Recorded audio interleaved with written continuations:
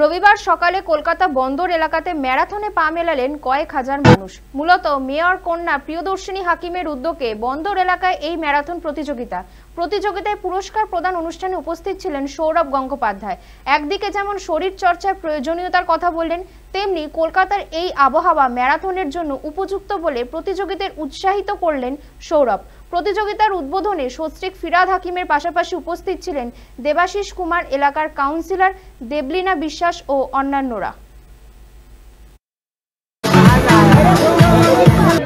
কোর্টে আমরা রোজ সকাল হয়, কিন্তু সাধারণ মানুষ দেখেন।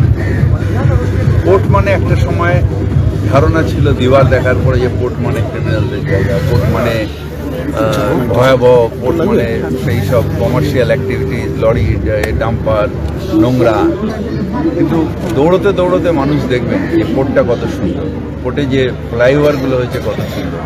এই 12 বছরে যে উন্নয়নটা, কোর্টের ছোঁয়া লেগেছে 12 বছরে, মমতা ব্যানার্জির উন্নয়নের ছোঁয়া, সেটা কত ভালো, সেটা দেখা এবং দৌড়তে দৌড়তে এনজয় করা। সকাল, রবিবারের সকাল সবাই মিলে দৌড়বো, এসে এক কাপ চা।